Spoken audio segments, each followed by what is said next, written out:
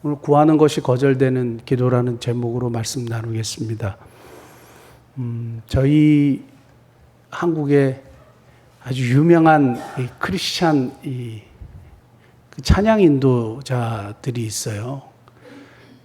그 찬양 인도자들의 그 상황을 들어보니까 찬양 사역자들이 생각보다 형편이나 삶이 녹록치 않은 거예요. 그 전임 사역으로 하는데 많은 찬양을 만들어내고 우리 성도들에게 그리고 많은 크리스찬들에게 이렇게 보급하고 하지만 삶이 이렇게 녹록하지가 않더라고요. 제가 그 소식을 지난번에 오셨던 그 악뮤 아버지 이성근 성교사님으로부터 그 얘기를 제가 듣고 이분들을 좀 어떻게 하면 좀 섬기고 좀 도와드리면 좋겠다 이 생각을 했어요.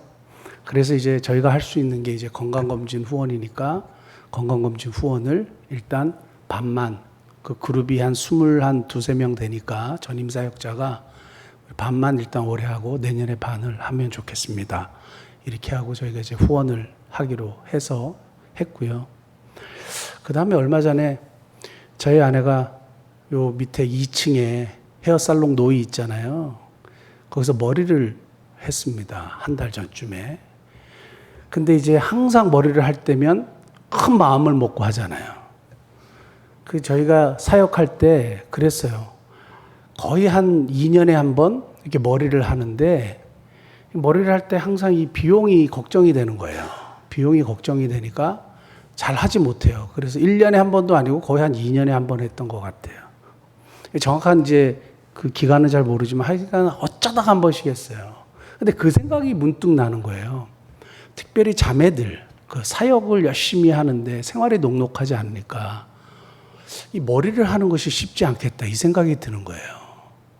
그래서 아마 한국 선교의 사상 처음일 거예요. 우리 여성 사역자들 미용 지원, 그래서 저희가 미용 지원을 하기로 했습니다. 그래서 원하시면 할 수 있는 곳은 여기 2층밖에 없으니까 2층에 저 머리 해주는 우리 형제한테 얘기를 했어요. 얘기를 해서 본인이 어느 정도 재능 기부하고 나머지 비용은 우리 선교에서 되겠다. 그러면 여성 사역자들이나 원하는 남성 사역자들 머리를 해주면 어떠냐. 너무 좋다 그랬어요. 그래서 지금 하고 있습니다. 그래서 이렇게 섬기고 있고 이렇게 하고 있는데 참 감사한 일이고 그래서 이제 받은 분들이 되게 감동을 받는데요. 너무 감사하게 생각하고 그러니까 저희가 사역할 때에 부교육자 시절에 특별히 이제 재정적으로 너무 어려우니까 특별히 이제 사모 같은 경우에는 이 머리를 하는 것이 너무너무 쉽지 않았던 그 생각을 떠올리고 했는데 아마 그런 마음인 것 같아요. 누군가가 이런 부분에서 이렇게 후원을 통해서 자기들이 할 수 있다는 것에 대해서 아마 누군가 기도하지 않았을까 저는 그 생각을 해요. 참 하나님 머리 한번 제대로 했으면 좋겠습니다. 이 기도를 하나님이 듣지 않으셨을까? 이 생각을 하게 된 거예요. 저희가 그 맨하탄에서 목회를 하고 동두천으로 왔는데 차가 그 스타렉스를 주셨거든요. 그래서 스타렉스를 왔다 갔다 하는데 주일날은 일찍 가야 되는 거예요. 애들을 다 데리고 왜냐하면 이제 애들을 놓고 가면 차가 없으니까 그러니까 일찍 가야 돼요. 왜냐하면 차량 운행을 해야 되니까. 그러니까 제가 운행하는 게 아니라 이제 차량 운행하는 분이 있지만 차는 갖다 줘야 되잖아요. 그러니까 애들을 아침 일찍부터 깨우고 막 이게 너무너무 번거로운 거예요. 너무너무 번거로워가지고 하나님 차가 한 대 있었으면 참 좋겠습니다. 근데 그게 이루어졌거든요. 그게 이루어졌어요. 갑자기 이루어진 일이 있었습니다. 그 얘기하면 또 시간이 많이 가니까 그러면서 그 건강검진이나 이 머리 지원이나 미용 지원이나 이런 것들이 누군가가 하나님 참 이런 것이 필요한데 좀 도와주시면 좋겠습니다. 이렇게 기도하지 않았을까? 이런 생각을 하게 됩니다. 이런 순수하고 꼭 필요한 것들은 하나님이 즉시 응답해 주시죠. 정말 꼭 필요하다고 판단되는 것은 하나님이 그냥 그 기도를 들으시고 즉시 응답해 주시는데 우리가 기도해도 응답되지 못하는 것들이 있어요. 지난 수요일에 7가지 말씀드렸는데 오늘 또 본문을 통해서 몇 가지 더 3가지만 말씀을 나누기를 원하는데요. 제가 작년에 CTS 신앙 에세이에도 이 말씀을 나누었고 주일에도 한번 말씀을 나누었는데 다시 한번 생각하면 좋겠습니다. 오늘 본문 말씀 보면 무리 중에 한 사람이 예수님께 나와가지고 선생님, 우리 형을 명해서 유산을 저와 나누게 해주세요. 이렇게 얘기했어요. 예전에 랍비가 이 당시에 랍비가 이렇게 재판하는 그런 기능도 가지고 있었대요. 그러니까 예수님을 랍비로 생각한 거예요. 선생님 그러면서 이제 질문을 하지 않습니까? 우리 형을 명해서 유산을 나누어 주게 해주세요. 이렇게 얘기하니까 예수님이 누가 나를 너희들의 재판장으로 세웠느냐? 그러면서 뭐라고 말씀하시냐 하면 상과 모든 탐심을 물리치라 이렇게 얘기하셨습니다. 그리고 그의 기도는 단칼에 거절하셨어요. 그의 요구, 그의 간구는 그냥 단칼에 거절했어요. 근데 여기서 본문을 보면 그냥 무리 중 한 사람이라고 되어 있지만 12장 1절 한번 볼까요? 12장 1절 말씀 보면 같이 한번 읽겠습니다. 그동안에 무리 수만 명이 모여 서로 밟힌 만큼 되었더니 됐습니다. 그동안 무리 몇만이 모였다고요? 수만이 모였다는 거예요. 어마어마하게 많이 모였어요.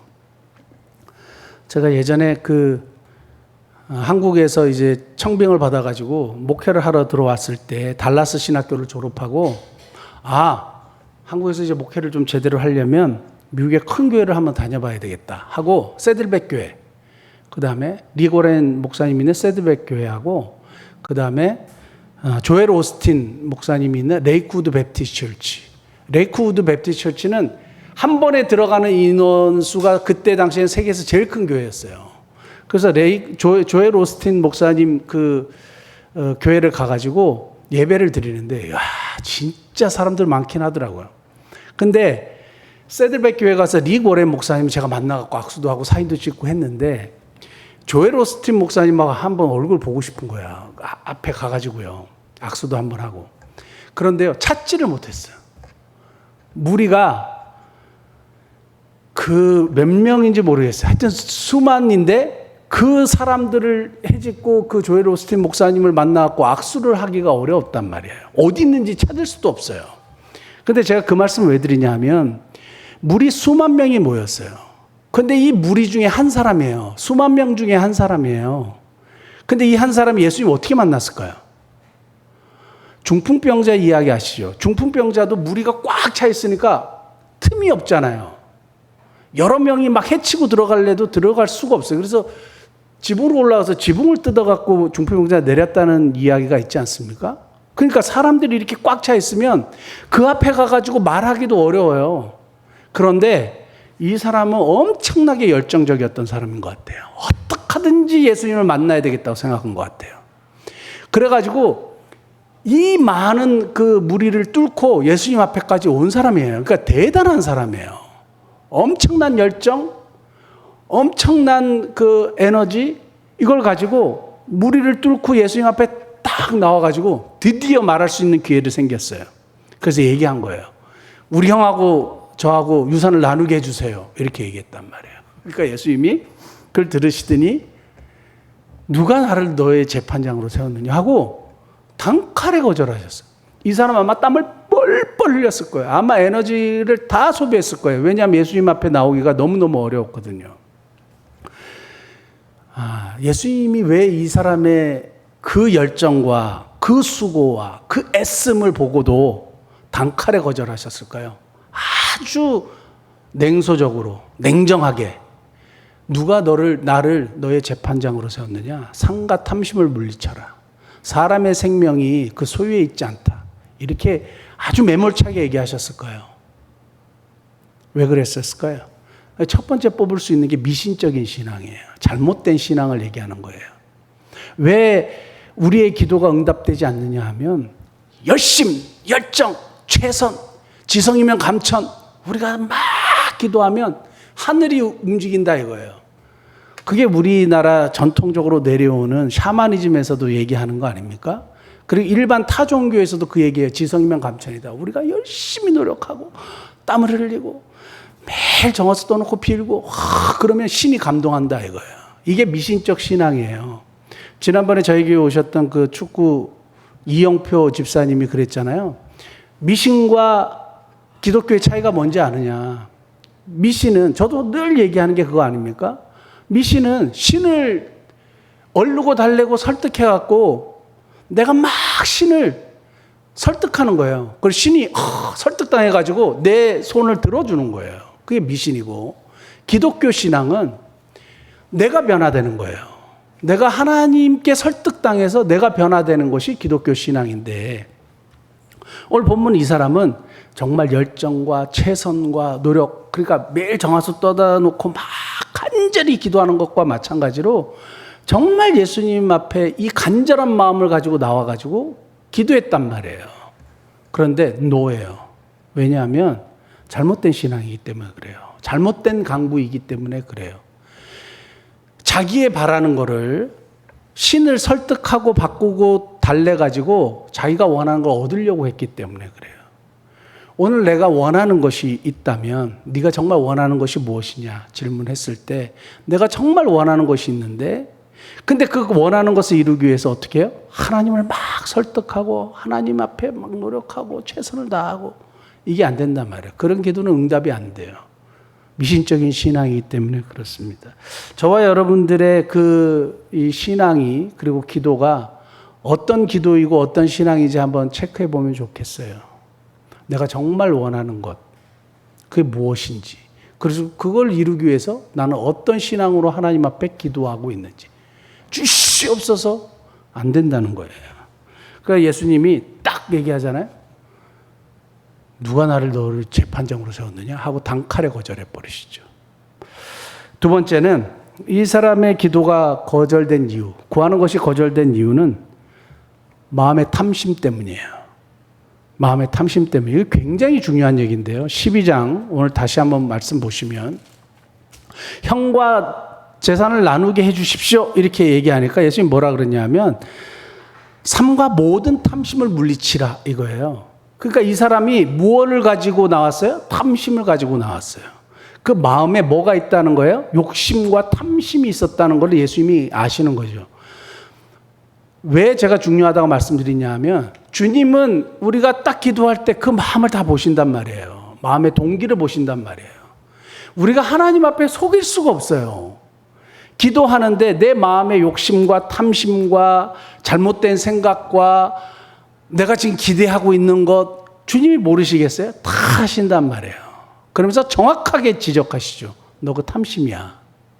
그러므로 내가 응답해 줄 수가 없어. No. 이렇게 되는 거예요. 그러니까 마음의 동기를 살피신다는 것은 굉장히 무서운 얘기죠. 그리고 한편으로는 감사한 얘기죠. 내 마음이 진실하면 하나님께서 그것을 들으실 것이고, 그것이 만약에 부정적이고 탐심이고 욕심이고 시기심이고 질투심이고 잘못된 생각이라면 주님이 안 들어주시겠죠. 성경은 근데 언제든지 사람의 마음의 생각을 하나님이 반응을 하세요. 하나님이 항상 반응하셨어. 마음에 안 좋은 생각을 품었으면 너 왜 그 생각하니? 다윗의 아내 미갈이 창문에서 다윗이 막 춤추는 걸 보니까 업신여겼단 말이에요. 그러니까 하나님이 그걸 딱 보시더니 그 마음을 보시더니 아이를 못 낳게 하셨잖아요. 하나님은 왜 이런 것에 자꾸 반응하시죠? 오늘도 본문에서 탐심을 물리치라고 해놓고 예수님이 비유를 들으셨어요. 근데 이 비유에 아주 핵심적인 이야기가 하나 나옵니다. 16절 한번 보세요. 또 비유로 그들에게 말하 이르시되 한 부자가 그 밭에 소출이 풍성하며 17절에 나와요. 심중에 생각하여 이르되. 어디에 생각했어요? 심중, 마음에 생각했어요. 마음에 생각했는데 주님이 꿰뚫고 보시고 계신다 이거예요. 우리가 기도할 때 우리의 기도의 그 내면의 동기를 살펴야 됩니다. 그래서 진실한 기도를 하나님이 들으시는 거지, 아무리 막 얘기를 해도 하나님 내가 주를 위해서 이렇게 쓰기 위해서 하나님 물질을 주시옵소서, 내가 하나님 주시면 뭐 여러 가지를 하고 섬기고 남도 섬기고 가난한 자도 구제하고 하겠습니다. 그런데 그 내면이 탐심인 거예요. 주님이 다 아시죠? 우리는 사람은 속을 수 있어도 하나님은 못 속여요. 그런데 우리는 하나님을 속일 수 있다 생각하고 막 얘기하는 거죠. 그러니까 이 무리 중에 한 사람도 내 형과 유산을 나누게 해 주십시오. 주님이 안 돼. 탐심을 물리죠. 이렇게 얘기하시는 겁니다. 마음의 탐심 때문에 듣지 않으시는 겁니다. 마지막 세 번째는 일방적 송신이에요. 일방적 송신이에요. 수만 명의 사람을 뚫고 예수님 앞에 딱 나와가지고 뭘 얘기했냐면 형과 유산을 나누게 해달라고 자기의 이야기를 했죠. 그러니까 예수님이 노 하셨어요. 안 돼. 이렇게 얘기하셨습니다. 왜 그럴까요? 일방적 송신이에요. 전 여기서 발견한 것이 그래요. 그 CTS 신앙 에세이에서도 그 말씀 드렸지만 제가 맨하탄에 있을 때 그 워런 버핏하고 점심을 먹는다는 기사가 나와가지고 내가 너무 놀래가지고 그때가 30억이었거든요. 아마 중국 사람이 그거 했을 거예요. 근데 지인 7명까지 데려갈 수 있어요. 근데 30억의 낙찰을 받았어요. 워런 버핏하고 밥 한번 먹는데 거기 그 맨하탄에 그 스테이크 하우스 있거든요. 유명한 스테이크 하우스에서 밥 한 번 먹는데 30억이에요. 근데 30억을 내면 워런 버핏이 가지는 것이 아니라 자동적으로 그 어린이 단체에 기부가 돼요. 그래서 거기서 이제 사용하는 건데 30억씩 지불을 해요. 밥 한 번 먹는다고. 근데 밥만 먹겠습니까? 얘기를 하겠죠. 얘기를 할 때 뭐 할 것 같아요? 자기 얘기를 막 할까요? 아니면 워런 버핏의 이야기를 들을까요? 워런 버핏의 이야기를 들으려고 만나는 거예요. 마찬가지예요. 우리의 기도의 가장 단점은 뭐냐 하면 일방적 송신이에요. 그냥 내 요구만 계속 얘기해요. 하나님의 말씀을 듣지 않아. 주님 상황이 이런데 주님의 당신의 말씀을 듣고 싶습니다. 이렇게 기도해야 돼요. 이렇게 요청해야 돼요. 그런데 그냥 내 원함만 계속 얘기하는 거예요. 안 되는 거죠. 우리는 송신하고 수신해야 돼요. 이것이 기도예요. 그래서 기도와 말씀이 같이 가야 된다는 얘기를 늘 하는 것이 바로 그겁니다. 워런 버핏의 이야기를 들으려고 돈을 그렇게 쓰는 거예요. 자기 이야기하려고 점심 먹지 않아요. 세상에서 잘 살고 세상에서 좀 더 부유하게 살기 위해서 이 사람, 지혜로운 사람을 만나가지고 투자를 잘하는 사람을 만나고 얘기를 듣고 싶어 하는데 우리의 모든 기도를 응답하실 수 있는 하나님 앞에 기도할 때 어떻게 하냐? 내 얘기만 막 하는 거예요. 유산 나누게 해주세요. 저 이거 해결되게 해주세요. 그럼 나 하나님 앞에 잘할게요. 뭐 이런 얘기만 계속 한단 말이에요. 주님이 그 마음을 정확하게 아시니까 너 안 돼 말씀하시는 겁니다. 세 가지 말씀드렸는데요. 구하는 것이 왜 거절되느냐? 첫 번째는 미신적인 신앙, 잘못된 신앙 때문에 그렇다.